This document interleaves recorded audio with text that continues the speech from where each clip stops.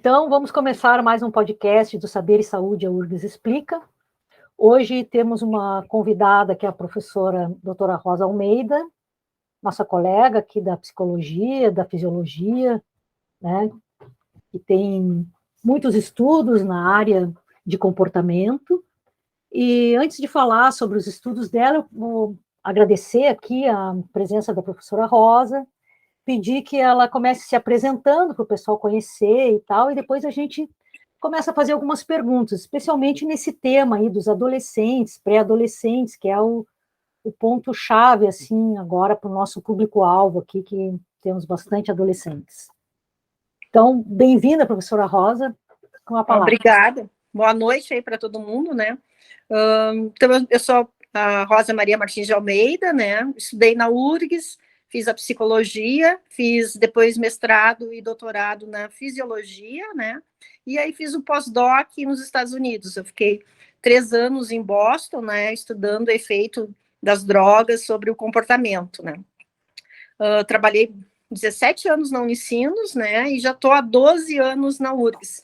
E aí eu queria ressaltar, né, que eu sou coordenadora da Liga de Neurociências, né, da URGS e USPA, desde 2018, e também faço parte da diretoria do IBNEC, que é o Instituto Brasileiro de Neurociências e Comportamento, aliás, Neuropsicologia e Comportamento, mas também já fui da SBNEC, né, onde eu fui tesoureira e também vice-presidente da Sociedade Brasileira de Neurociência e Comportamento. Muito bom. Vamos começar falando, então, acho que dos pré-adolescentes, que é sempre assim, um desafio, né, de como lidar, acho que é uma questão que envolve os pais, os professores, tantas pessoas, né, que querem entender melhor essa faixa etária. Se puder começar a contar alguma coisa para nós sobre as coisas que vocês têm estudado e tal, a respeito dessa idade aí. Acho que foi em 2010, eu ganhei um edital, né, do CNPq para ver o uso de álcool e outras drogas, né, em adolescentes. E a gente fez uma pesquisa bem grande, assim, com muitos alunos participando das coletas, acho que eu tinha uns 14 alunos fazendo essa coleta. E verificamos, né, que os adolescentes do Rio Grande do Sul são bem precoces, eles começam a usar álcool, né, em média, aos 11 anos, enquanto que no resto do Brasil, isso acontece pelos 13, 14 anos, né. Verificando isso, né, que o uso era bem precoce, mas também que esses participantes, né, adolescentes, mostravam, né, um nível de impulsividade alto e também de agressividade, a gente começou a estudar mais, né, esses adolescentes e puxamos um pouco a idade para os pré-adolescentes, né, para os indivíduos de 10, 12 anos. Vendo toda essa questão, né, do controle inibitório, né, dessa parte do pré-frontal, que é uma área bem importante assim, para o controle dos impulsos, a gente sabe que, em geral, né, as crianças, os pré-adolescentes e adolescentes têm mais impulsividade, né, do que os demais. Só que isso é meio complicado, porque a gente tem visto assim que mesmo, né, indivíduos já na idade adulta parece não ter, né, esse controle dos impulsos. Então, por isso a gente, né, começou a puxar para a idade assim, né, mais precoce para poder verificar esses, né, comportamentos, esse controle dos impulsos nessas crianças, né, crianças pré-adolescentes.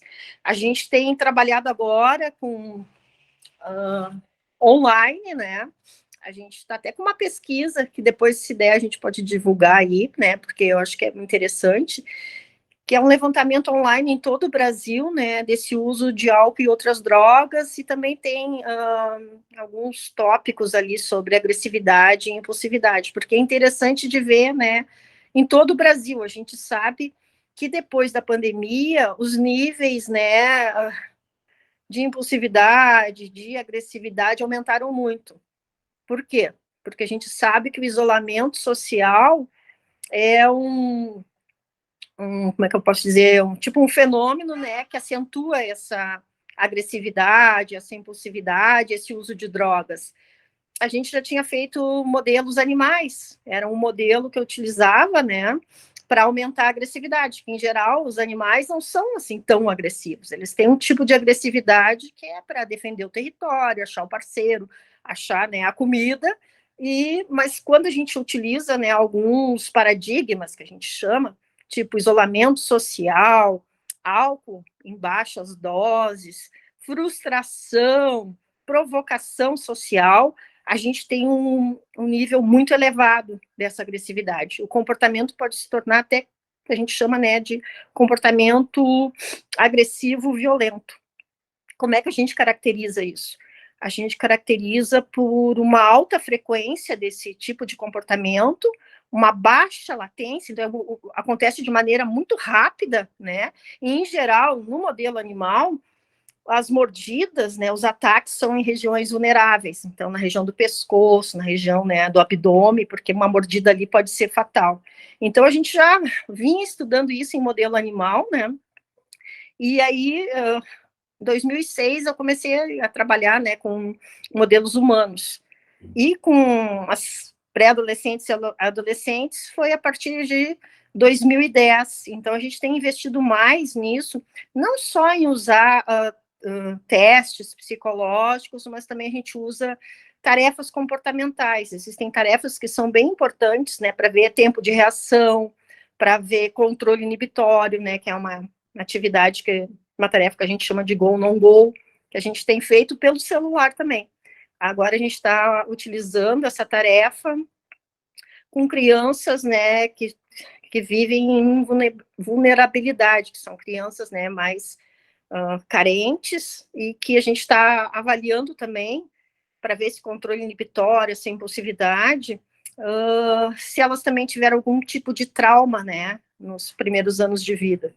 Então, a gente está indo por aí com essas crianças. Essa pesquisa online em todo o Brasil, né, a gente já começou a coletar, e isso é um trabalho de um aluno de mestrado, de um menino da biomedicina, que é o Felipe Andrade, e o outro trabalho é de mestrado da Giovanna Sganzella, que veio da PUC. Ela está coletando também esses dados, né?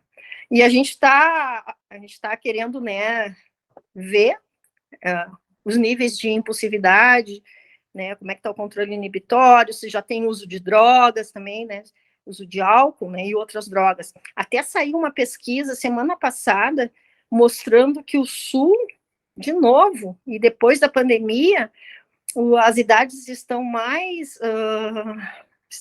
precoces ainda, e chama atenção que as meninas estão usando mais drogas do que os meninos. A gente já tinha visto isso em 2010, e agora com a pandemia parece que piorou. Pois é, eu ia te perguntar se a precocidade do uso do álcool também era acompanhada de uso de drogas, então também são precoces aqui. São. Claro que a porta de entrada, sim, Flávia, é o álcool, mas quem começa a usar álcool, em geral, usa outras drogas também. E o que nos incomoda bastante é que eles não experimentam na rua, eles começam a experimentar em casa. E quem, né, facilita, quem oferece, né, o álcool, muitas vezes, é o pai e a mãe, em casa. Então, a gente tem uma outra questão também, que é a questão da nossa colonização, né, alemã e italiana, que favorece muito isso. Às vezes, né, os pais, por desconhecimento, não sabem que né, o álcool e outras drogas podem fazer, né, no sistema nervoso dessas crianças que estão em desenvolvimento, né, oferece, então falta informação. E como às vezes, né, é interessante, né, depois que tu bebe, tu fica vermelhinho, tu fica rosadinho, parece que tu fica mais saudável, né, não é verdade, né, porque o efeito que tem no sistema nervoso central, né, que está em desenvolvimento, que às vezes a gente desconfia também, que não vai, esse sistema nunca vai maturar, porque a gente tem visto indivíduos com 24, 30, 35 anos que têm um comportamento tipo de adolescente, né? Então, isso está nos preocupando muito, e tem uma outra questão também, que o pessoal tem investigado aqui no Sul, que é a questão do uso de energéticos, que as pessoas, né, os pais dão para as crianças, sem saber também dos efeitos que podem gerar, né, um estimulante, né, nesses pré-adolescentes e adolescentes. E também, assim, eles não usam, às vezes, só o energético, eles usam com álcool, né? Então, é uma coisa, assim, completamente descabida, e a falta de informação desses pais, né? Que acho que a gente tem que trabalhar com eles. Acho que é importante a gente divulgar essa informação, né?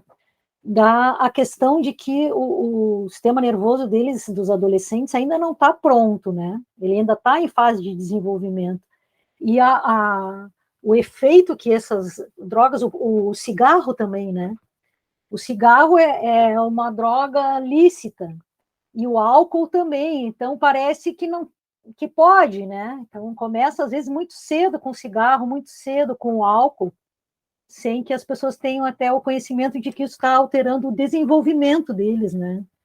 Uhum. E a última parte a maturar é o pré-frontal, né? A gente até tem umas imagens bonitas que mostram a maturação do sistema nervoso, é bem bacana, assim.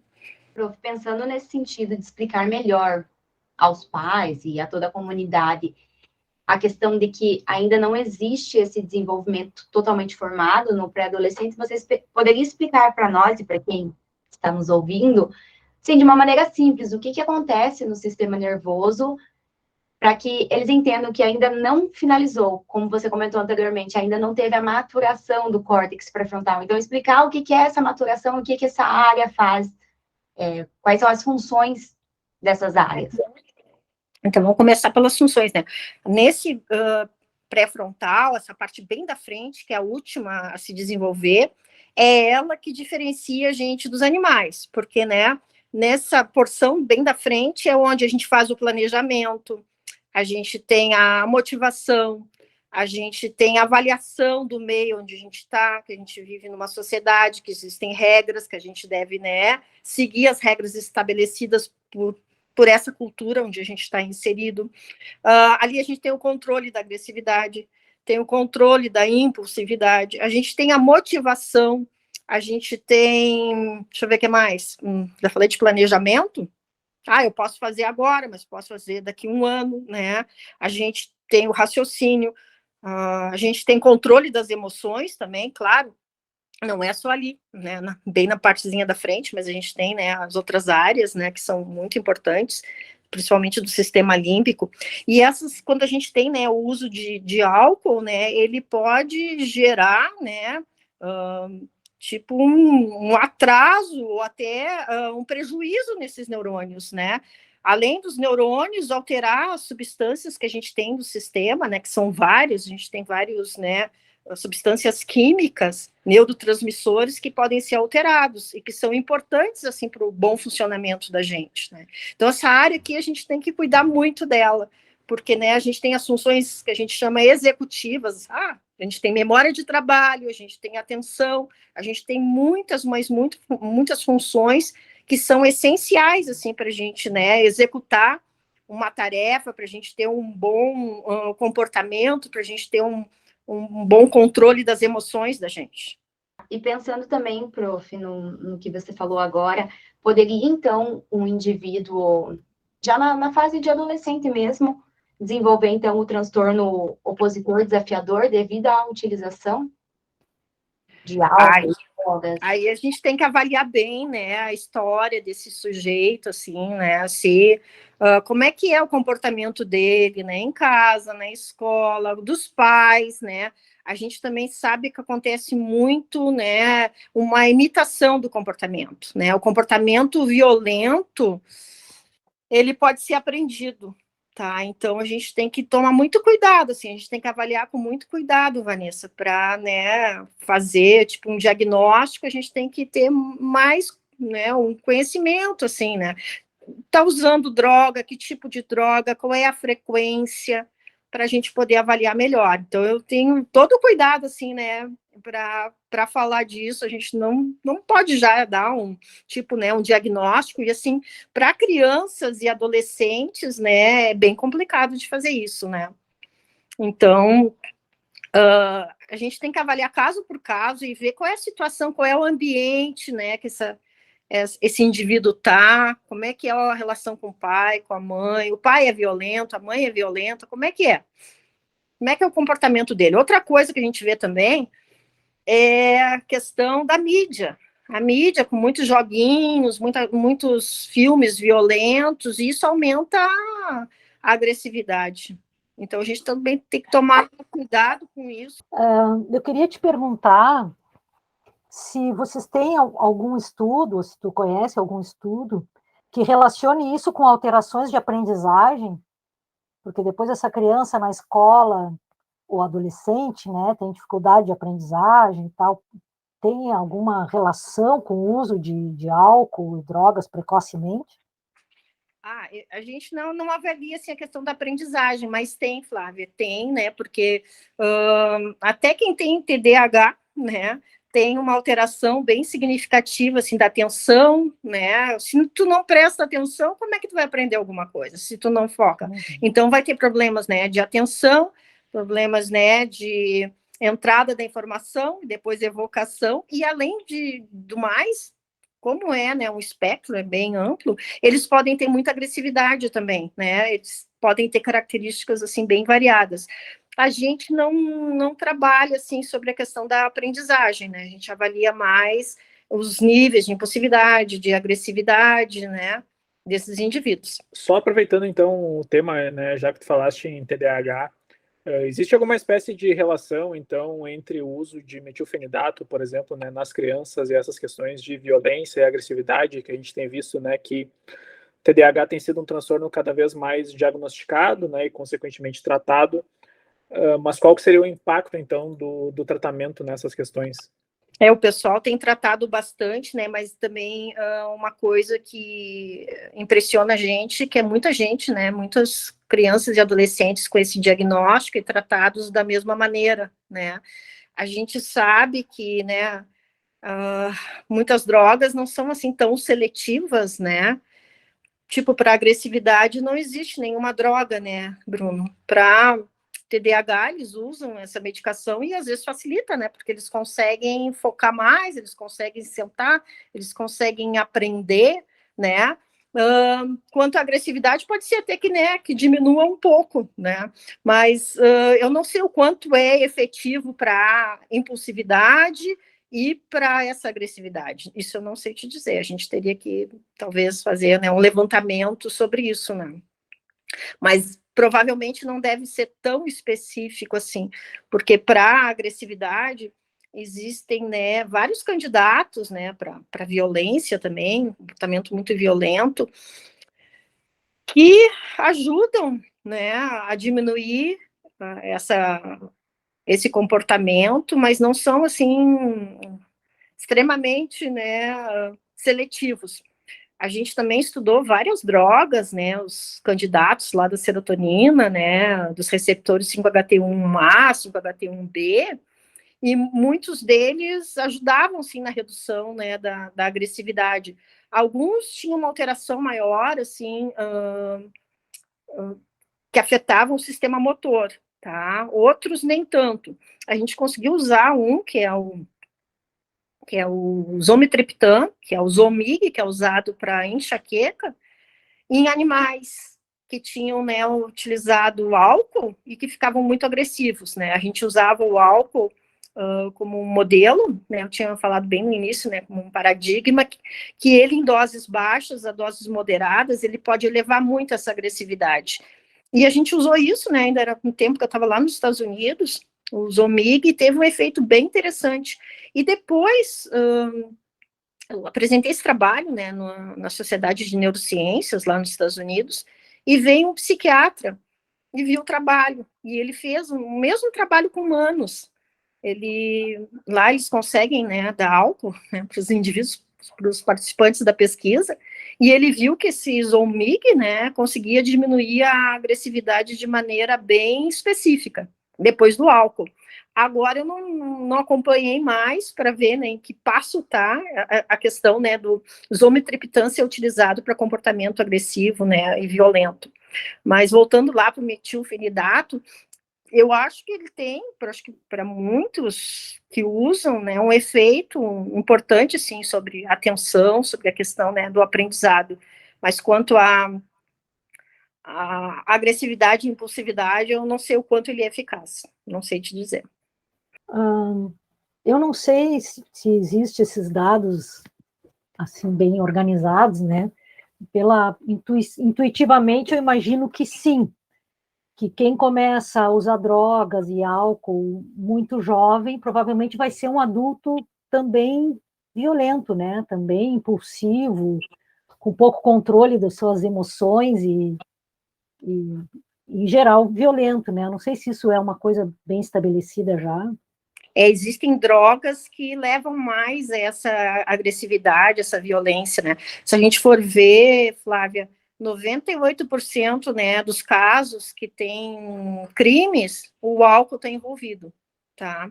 Mas, assim, o crack também, né, por uma questão, às vezes, econômica, também gera muita agressividade, muita violência, né, desses usuários, às vezes por falta, né, de condições. Então, né, eles se envolvem em brigas, eles se envolvem, né, em algum comportamento completamente inadequado para a questão da obtenção da droga, assim. Então, tem drogas que são mais desencadeadoras de agressividade e violência do que outras.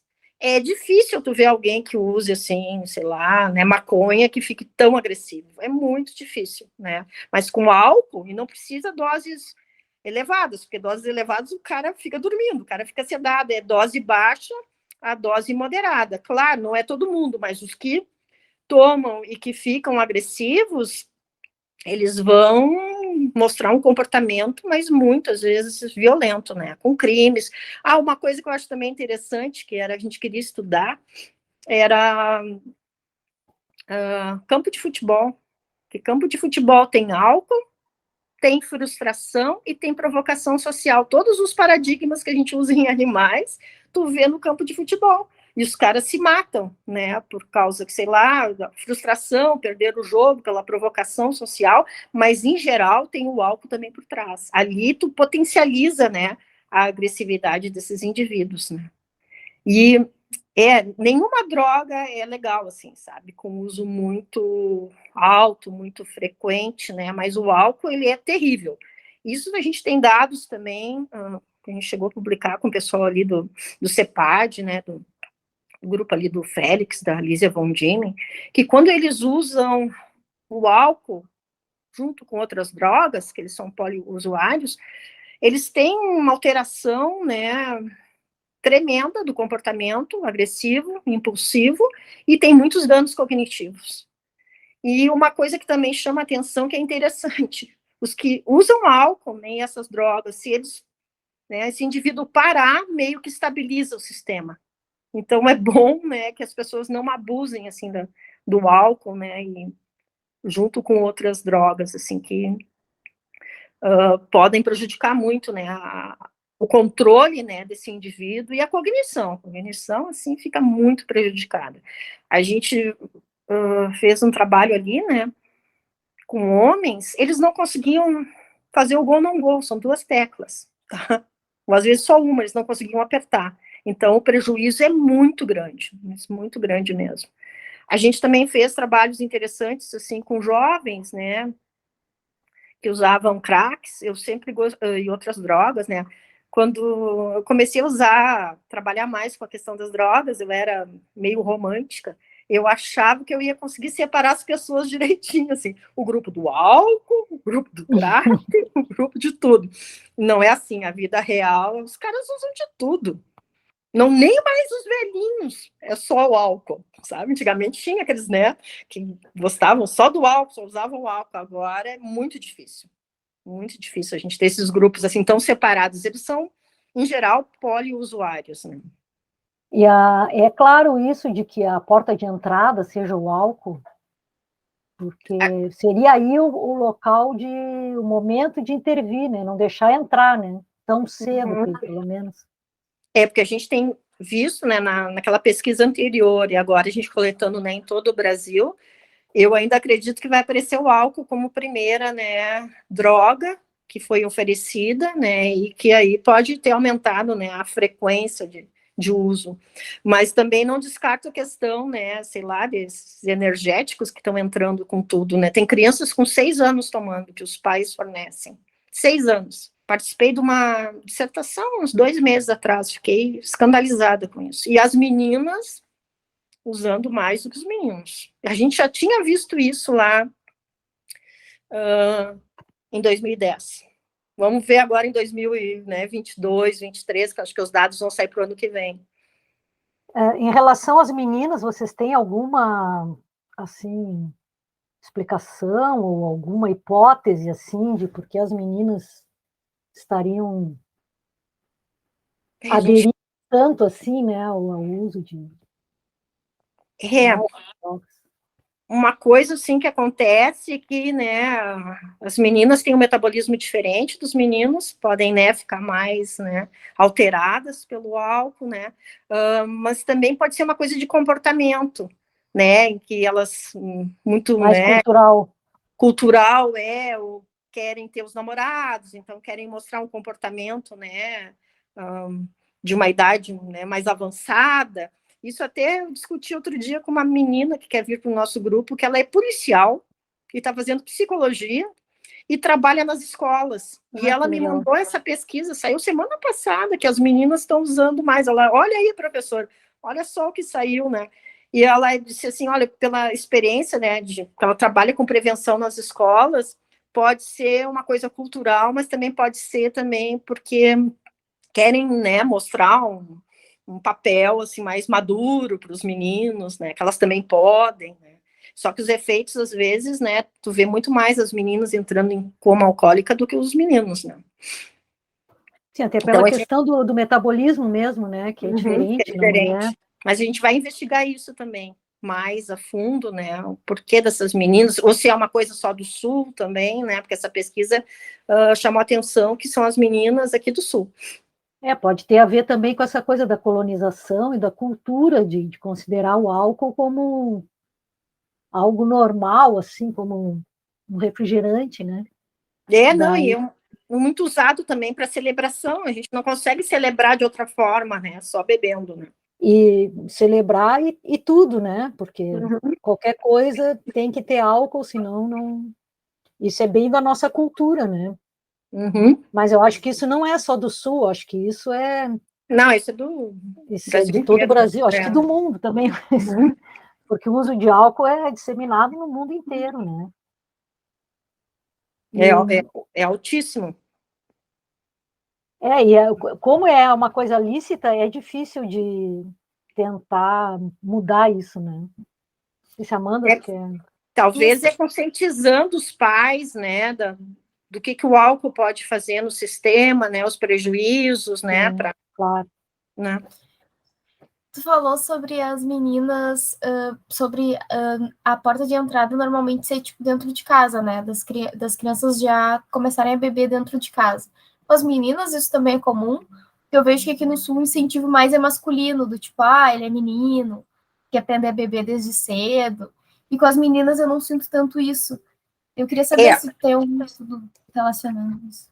A gente, eu acho que lá na pesquisa do Felipe a gente vai verificar isso, mas tu vê assim nas festas, né? Tu vê que as meninas ficam, né, bebem mais e entram, né, em coma alcoólica mais do que os meninos, né? Talvez as meninas sejam, sei lá, os pares, né? Os amigos, as amigas, né?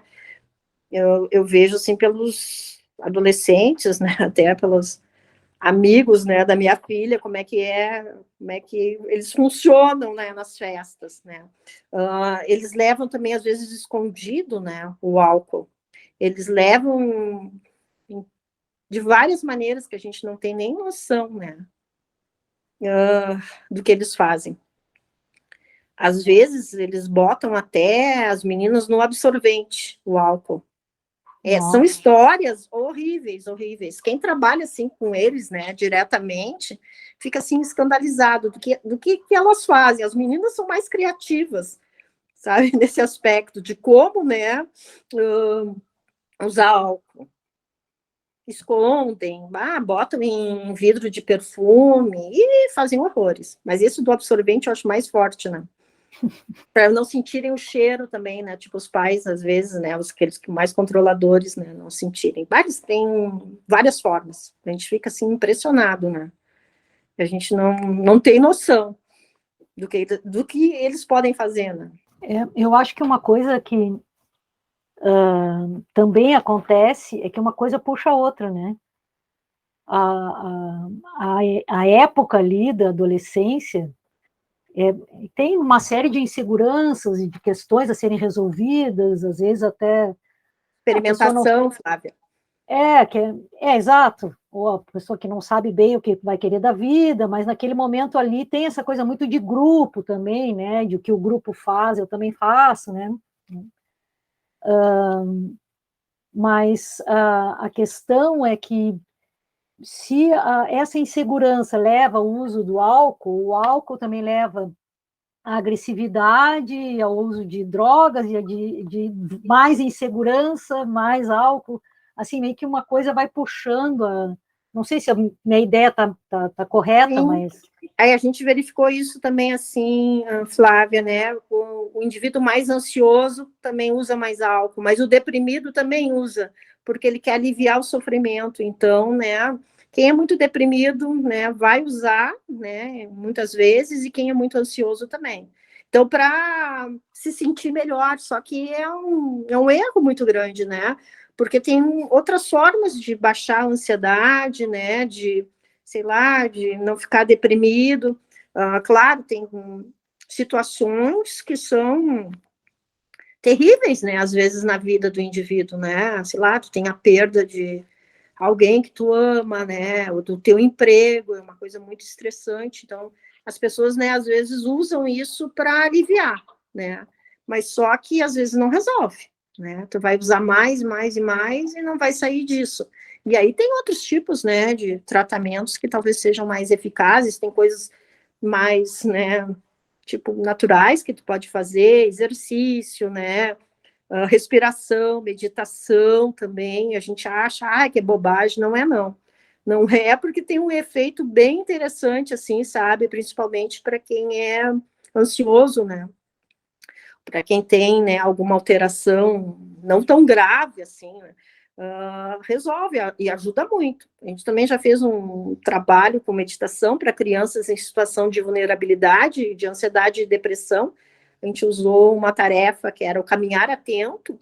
Olha, e reduziu muito, assim, sabe, os níveis de ansiedade e depressão. Quando a gente vai, né, e verifica nesses indivíduos que usam drogas, né, os adultos jovens, eles têm muitas, se for ver assim, né, transtornos. O que mais aparece é depressão, comportamento antissocial, aparece assim uma lista de transtornos mentais.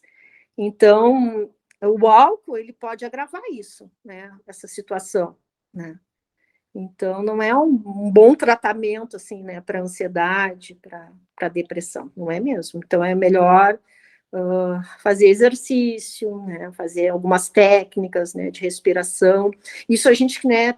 Tem levado também para esses grupos, né? A nossa contrapartida é levar algum tipo de informação, tipo psicoeducação, porque ajuda. A gente acha que é bobagem, mas não é não.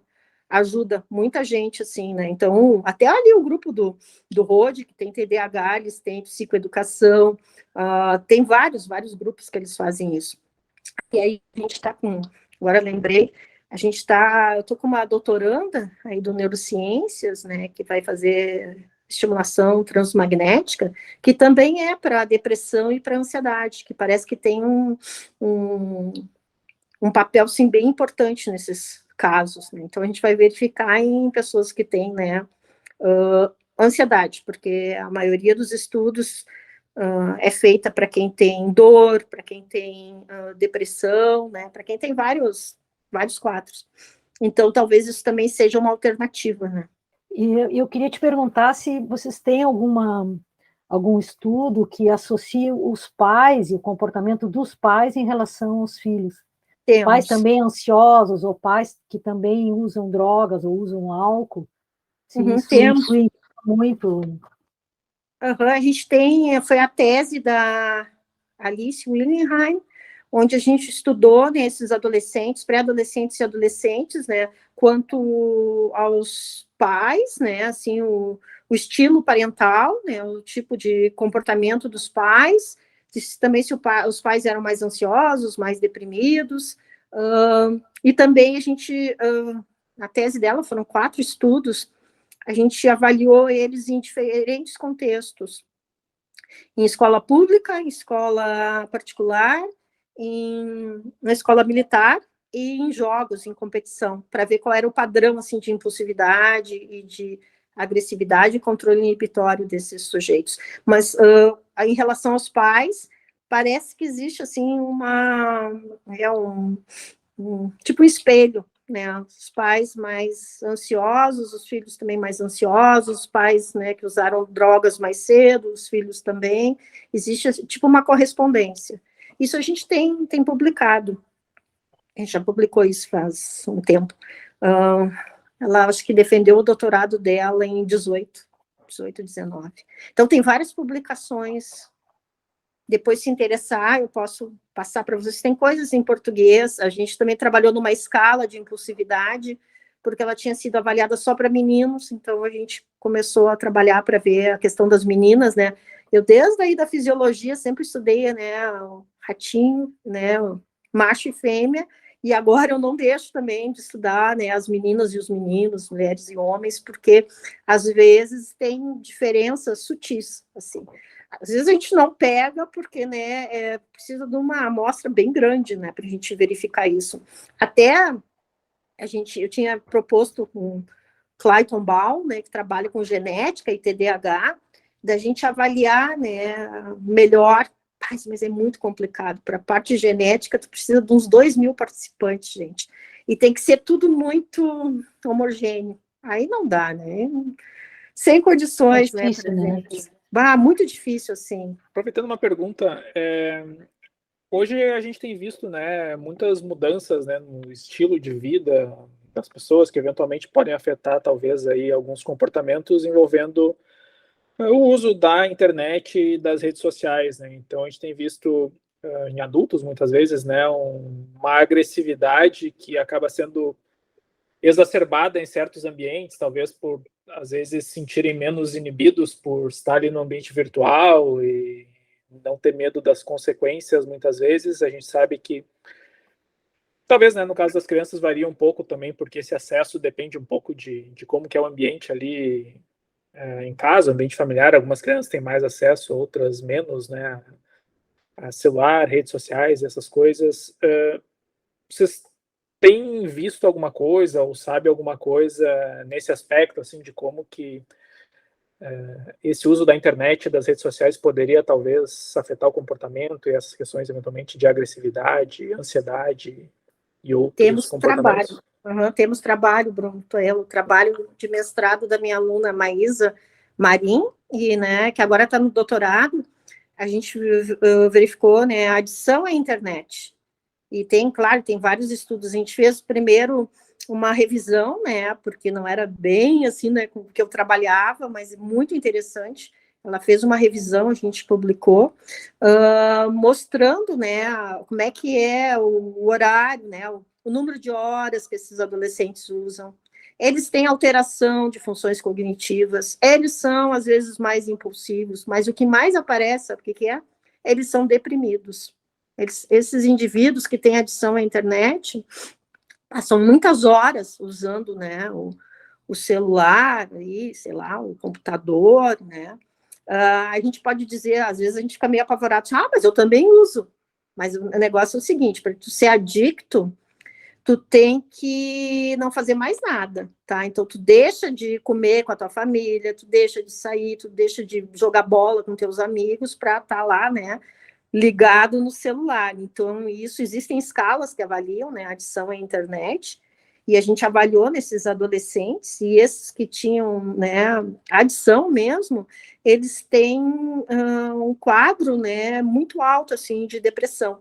Agora, no doutorado dela, a gente vai avaliar os níveis de cortisol e de citocinas, que provavelmente eles tenham, né, uma maior inflamação, como, né, a depressão leva, né, a uma maior alteração, né, do sistema, vamos dizer, inflamatório. A gente quer avaliar isso. Então, a gente vai pegar esses adolescentes, né, e vai fazer isso por saliva, talvez a gente não consiga fazer por sangue, que é um pouquinho mais complicado, né, para ver se existe essa relação. Então, de depressão com um aumento, né, de citocinas, talvez de outros marcadores biológicos também. A gente está fazendo, né, o projeto dela, que eu acho que é muito interessante, é um ponto, assim, que também a gente tem que investigar mais. Agora já tem um outro menino também trabalhando, né, na mesma, ele é de TCC, né, na mesma linha, que se interessou, porque eu acho que esse é um ponto importante também, porque os adolescentes, crianças, pré-adolescentes e adolescentes passam muito tempo, né, ligados, né, jogando, né,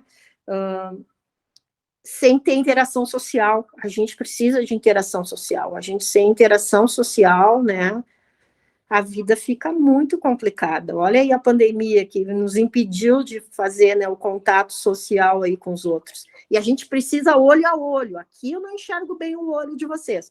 Para a gente ter o pulso de ocitocina, tem que ser olho a olho e tem que ter contato físico. Outra coisa, isso que é meu sonho, assim, é estudar mais ocitocina, né? Só tive agora um trabalho com ocitocina, que a Júlia está terminando, né? Porque a ocitocina é fundamental lá nos primeiros anos de vida.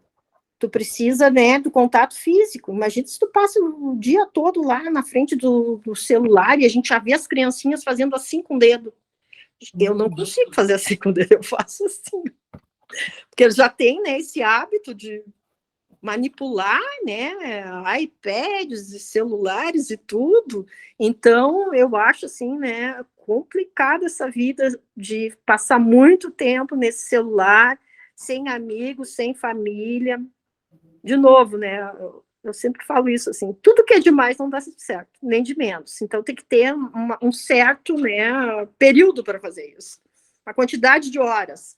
Uma coisa que me chama a atenção também, não sou nenhuma especialista nisso, mas videogames, muitos jogos, que são bastante agressivos, né? Que o objetivo é matar, tiro. E eles ficam muitas horas fazendo isso, então é impossível que isso não altere o cérebro também, até a questão de naturalizar a violência, né? Parecer que matar é uma coisa normal, assim, né? Legal, né? É muito ruim isso, Flávia. A gente tem estudos, eu fui nos congressos lá da ISRA, que é a International Society for Research of Aggression, onde eles estudam muito isso, né? A questão de exposição na TV, no computador, no celular, e isso afeta muito o comportamento desses indivíduos. Até no curso sábado, os alunos trouxeram que essa exposição, né, e a gente está sendo toda hora exposto na TV, só vê tragédia, só vê violência, só vê coisa ruim. Isso é muito danoso para a gente. A gente chegou a fazer uma pesquisa sobre isso, sobre a questão, né, de exposição à violência, cenas violentas, né, em estudantes universitários. A gente tinha cenas de filmes, cena de filme, né, desagradável, que era a morte. A gente tinha 2 controles, só a testagem, depois, né, um filme com cenas neutras, mas isso é muito subjetivo. A gente tem que avaliar a valência da emoção desses sujeitos. O que é ruim para 99%. Mas o que é bom, que a gente também fez o contrário, é muito complicado. O que é bom para mim não é bom para o Bruno, não é bom para a Flávia. Eu gosto de ver natureza, a Flávia gosta de ver, sei lá, pets, o Bruno gosta de ver, sei lá, comida, e assim por diante. Então, a gente tem que fazer esse levantamento. Mas quando a gente usou a cena, que era 99% desagradável de morte, isso afetou a função cognitiva desses indivíduos, desses estudantes. Eram cenas de 3 minutos, tá? Deu declínio da memória de trabalho, aumentou a ansiedade e diminuiu, não, e aumentou a tensão. A pessoa fica muito tensa, né? Não fica com uma alteração assim cognitiva e altera o estado emocional. Ficou muito ansiosa. E é isso, né? Vocês podem me perguntar, para que fazer isso? Porque é isso que a gente vive. A gente vive na TV, no jornal. Qual é a notícia boa que a gente vê? Vocês têm visto alguma? Eu só tenho visto coisa ruim. E isso dá muito declínio cognitivo para a gente. Tá, mas uma pergunta que a minha impressão, eu não sei se é porque eu vejo jornais, né? É que tem muito mais violência hoje do que tinha antes. Isso, não sei se isso é fato, eu tenho a impressão que sim. Isso se relaciona com alguma coisa assim da adolescência e do nosso momento, do uso de drogas, ou não se sabe assim muito bem? Isso eu não sei te dizer bem o porquê, mas que tem mais violência na TV, nos jornais, com certeza, né? Eu também não sei se é para chamar mais atenção, né? Que as pessoas se liguem mais, que fiquem mais tempo, né, assistindo isso. Eu, para ser sincera, eu não assisto mais, porque isso faz um dano danado, assim, pra gente, sabe? Depois dessa pesquisa que a gente fez, eu disse, não dá para ficar assistindo, tu fica ansioso, tu fica muito ruim, né? Quando tu assiste, sei lá, tu vê pessoas, né, inocentes serem mortas, tu vê tanta coisa ruim, né? Os bichos os animais sendo maltratados, né?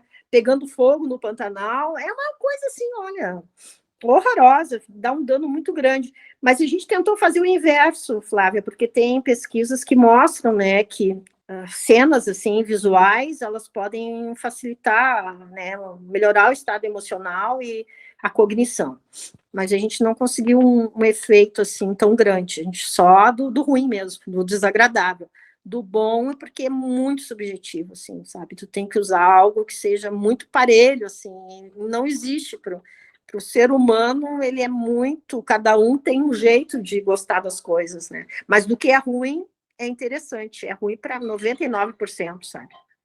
Tem um alarme aqui. Isso é uma informação bem importante, eu acho, para a gente divulgar para as pessoas, né? Que, enfim, que a gente fica consumindo essa violência toda, né? E eu acho que não é só isso, eu acho que de fato tem mais violência. Se for ver feminicídio, por exemplo, quando a gente era criança, tinha um aqui, outro lá. Agora, todos os dias tem meia dúzia. Todos os dias. Muito alto. E mesmo que a gente não veja as notícias, entende? São coisas que acontecem, estão acontecendo.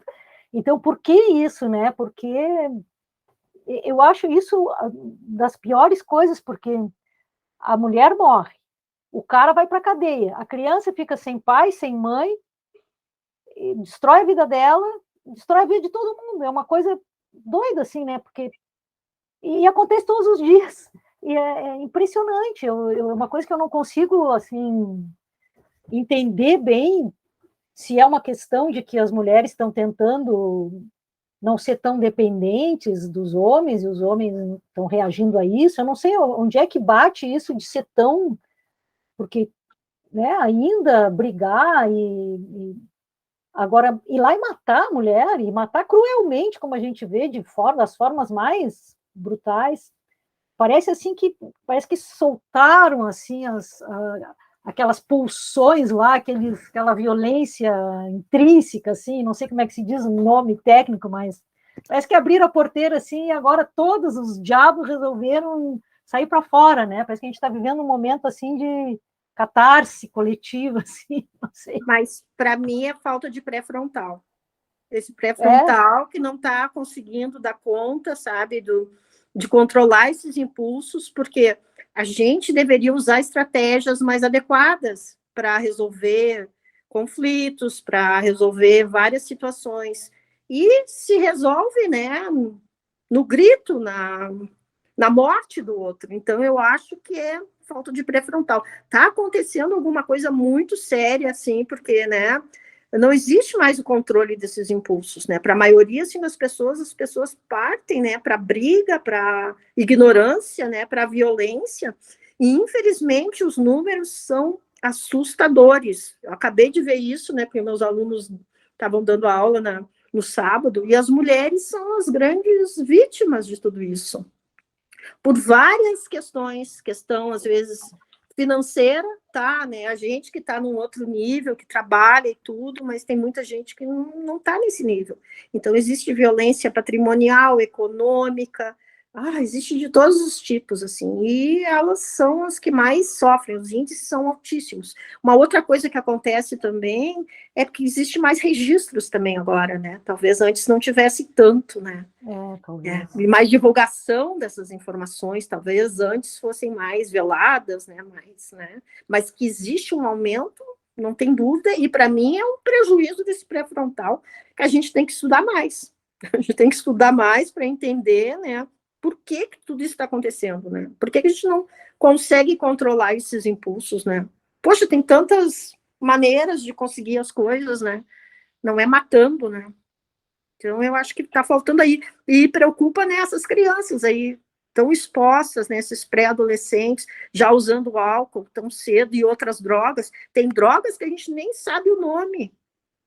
Existe um monte de drogas aí que eles inventam, né, e misturam umas coisas, né? A sobra de uma coisa, sobra da cocaína dá várias outras coisas. No meu tempo era chá de fita que os caras tomavam, sabe? Então, a fita cassete, que imagina, é altamente tóxica, puro produto químico. Agora é uns negócios do além, assim, não sei nem te dizer os nomes, tem uns nomes diferentes, né? E são drogas sintéticas, assim, né? Muito poderosas, assim, que dão uma alteração danada, assim, né, no sistema. Então, é muito assustador tudo isso, né? A gente vê, assim, eu não sou muito de redes sociais e tal, mas se tu vê alguma notícia e tu vai ver os comentários, dá vontade de sair correndo, porque os comentários são, assim, um horror, mas muito, muito agressivo, né? Tu tá comentando uma notícia, mas tu já vem com pau, pedra e tudo que puder. Aí o outro contesta comentário daquele ali, pior ainda, porque tu é um burro, porque tu é um isso, porque tu é um aquilo, que tu nunca viu na vida, simplesmente uma pessoa que está ali na internet fazendo um comentário. Então a gente vê que essa violência ela está meio disseminada assim, em tudo, né? Não só na vida real, na vida virtual, nas escolas, em tudo. No trabalho também, no trabalho, um monte de gente aí sofrendo, né? Eu acho que uma das coisas que foi dita que é bastante evidente, que foi falado, é a normalização disso, né? Tem a gente tem a questão do controle, do pré-frontal e tudo mais, mas a cultura está sendo normalizada. Então, não é só a questão da exposição tornar isso acontece todos os dias, né? A questão do adolescente, o jogo que foi dito, tem todas as técnicas, desde os Free Fire até os Fortnite, e antes também tinha. Eu sei, assim, pela minha idade, tinha o CS, tinha vários outros tipos de jogos, mas nem todo mundo tinha acesso, né? Hoje tem acesso, a maioria, pelo menos, né, nas regiões do Brasil, muitos, né, tem acesso a esses jogos.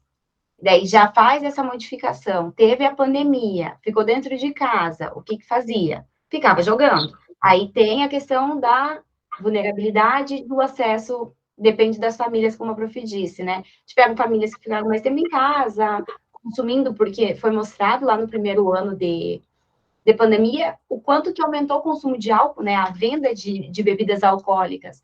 Então, teve mais isso, dentro de casa. Eu vejo a questão do energético, que a região sul inclui também aqui o Paraná, que sim, é muito comum, eles vão lá, fazem uma festa, e tem energético para os adultos, mas a criança vai lá e serve o energético como se fosse refrigerante, e tá tudo bem, os pais não vê problema, porque se a criança toma café, ela pode tomar energético também. Então, falta essas informações, e eu acho que a pandemia, infelizmente, né, somente aumentou e escancarou para a gente essas questões que foram ditas até agora, né? É isso mesmo, Vanessa, né?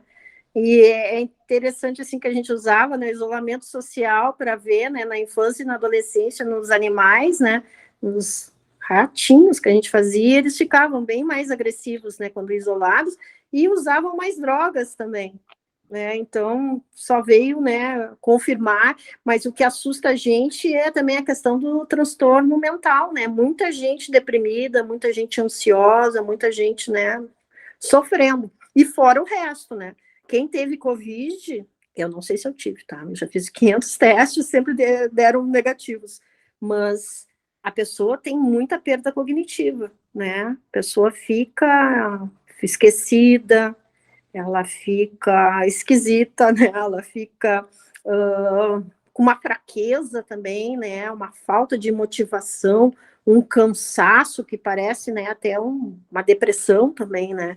Então a gente nem sabe ainda, né? Tudo, né? Que a gente vai constatar daqui para frente, né? E dá medo, gente, dá medo, né? Eu acho que o nosso papel é tentar estudar isso para tentar entender melhor, né? Que é o que a universidade faz, né?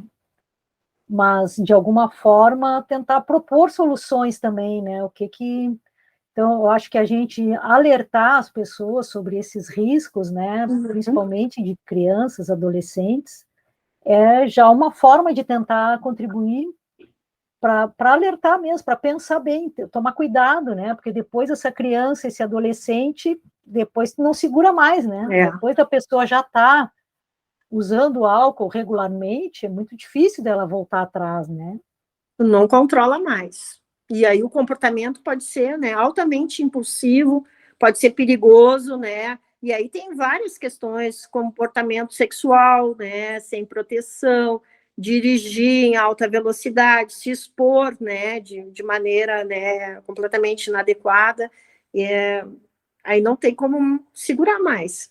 Aquela parte que eu estava falando ali do pré-frontal, acho que nas funções executivas e tal, tem uma questão de prever as consequências, né, dos atos. Sim, avaliar. Que eu acho que se aplica muito a isso que a gente está falando, assim, porque o adolescente meio que tem aquela ideia assim, não vai dar nada, comigo não vai acontecer e tal, principalmente essa questão aí de usar álcool, usar drogas, dirigir tendo bebido, quantos acidentes acontecem com adolescentes, incontáveis, né, isso sempre aconteceu.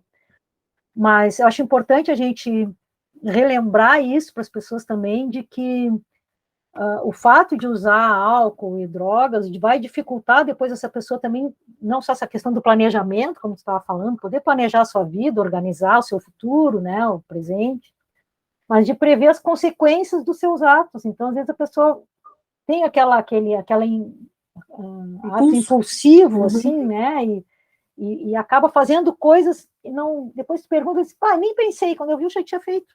Não dá tempo do cérebro pensar, né? Aquilo acontece antes da pessoa. Então...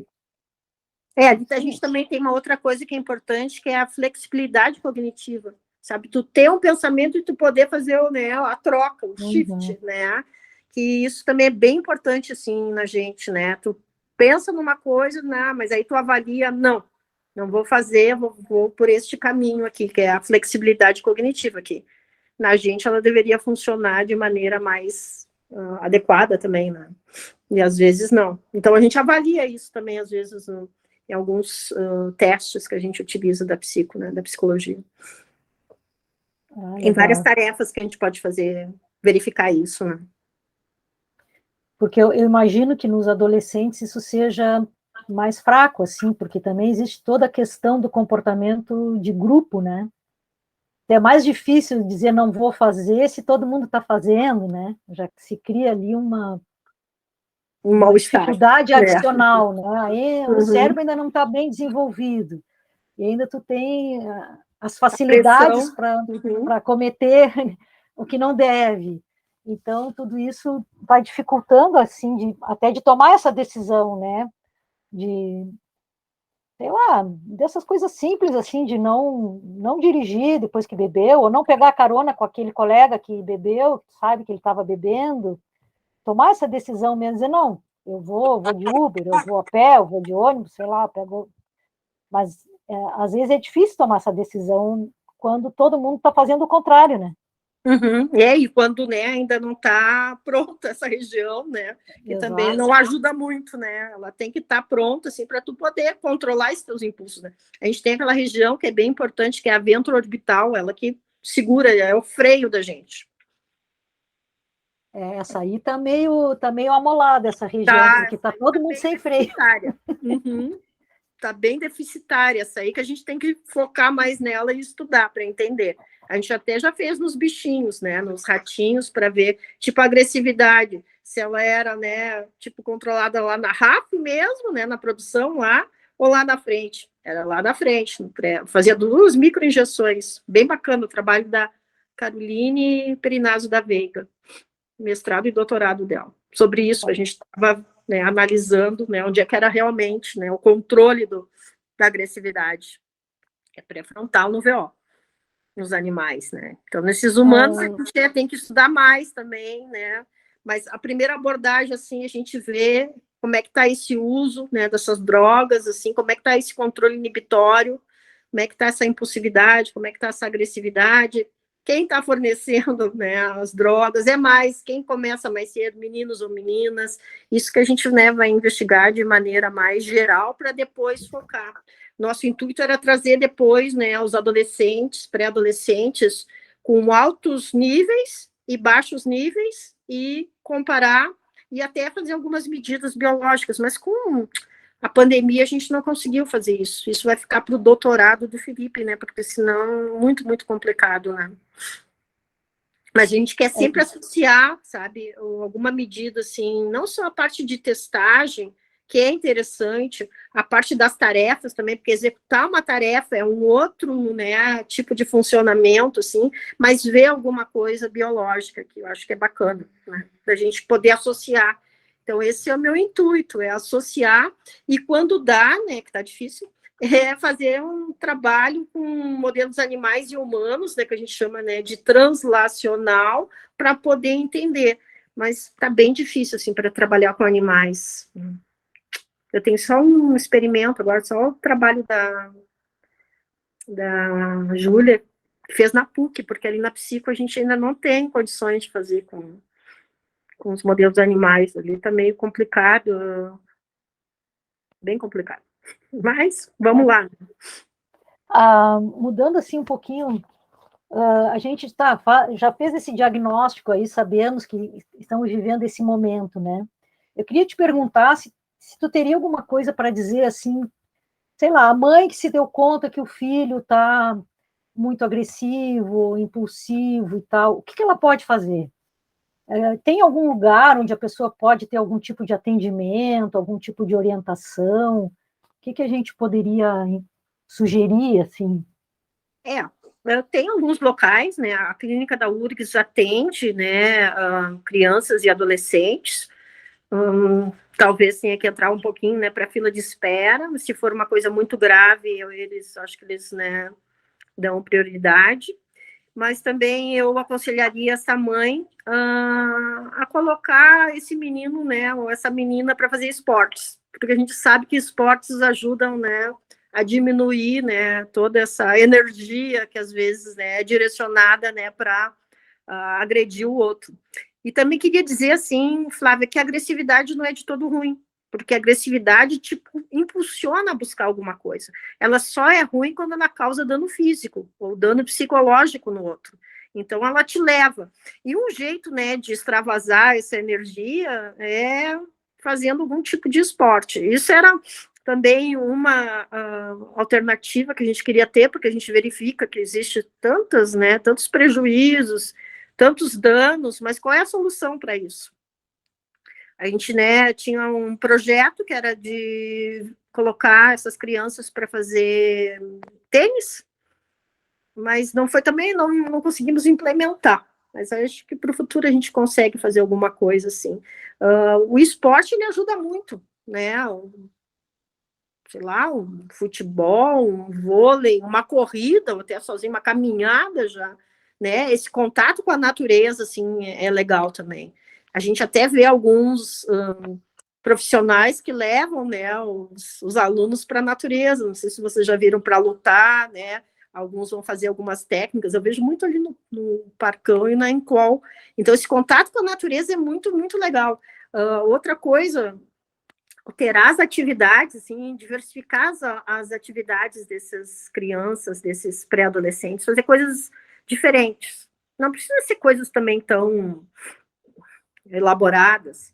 Plantar, cuidar de alguma coisa, sabe? De um bichinho também. Eu acho que isso ajuda, né? São coisas mais simples, mas eu acho que tem um efeito bem importante, assim, na vida das crianças, dos adolescentes, até dos adultos, né? Mas coisas mais sérias, assim, a URGS tem ali os CIPAs, né? E, dependendo do caso, acho que o Clínicas também avalia, né? Tem uns setores ali. Ser coisas mais leves, eu colocaria, né, uma atividade diferente, assim, para essa criança. Além de também tentar conversar com ela e ver com esse pré-adolescente, né? Ou alguém que ela confie bastante, assim, para poder, né, ver o que está acontecendo. Que é comum, né? Às vezes tem umas fases, né, que são os hormônios que a gente diz, né? São os hormônios que às vezes se modificam e podem estar, né, alterando esse funcionamento também, né? Sem dúvida. Eu acho que pode até fazer as duas coisas, né? Pode procurar auxílio e procurar também fazer esportes, fazer alguma coisa para tentar ajudar aí essa pessoa a achar seu caminho, né? Tu sabe que no sábado a gente também propôs, né, mostrar alguns programas que existem, claro, existem mais nos Estados Unidos do que aqui, mas para as crianças pequenas funciona muito bem o clube de leitura. Mas pode ser um teatrinho, pode ser, se ela é mais ativa, né, mais agitada, talvez, né, um teatro, mas a leitura ajuda muito. Tem vários grupos, né, tem pesquisas com evidências mostrando que quando as crianças começam a ler, muito cedo, assim, né, mas que junto, né, com a família, né, ou na escola, ou com o cuidador, a redução da agressividade. Isso é bem bacana. Até a gente tem um aluno que está aí no PPG de Neurociências, ele é de Goiânia, e ele fez na casa dele uma biblioteca.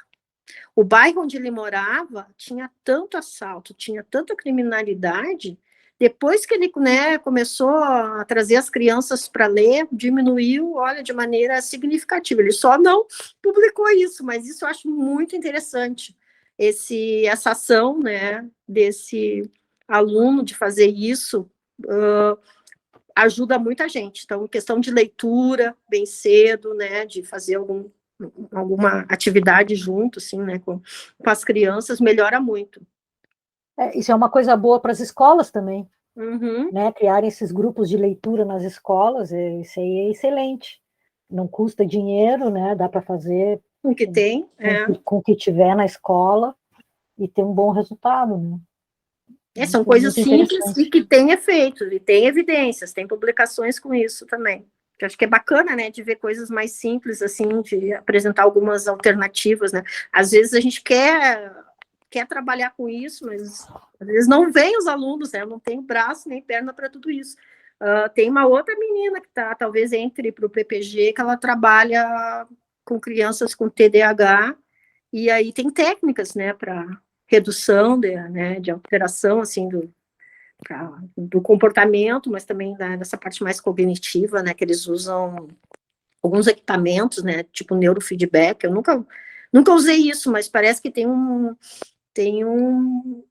efeito bem significativo, assim. Às vezes a gente tem muita resistência, né, mas não é medicação, né, deve alterar o sistema, geralmente é no pré-frontal que eles, né, colocam essa estimulação e melhora bastante também.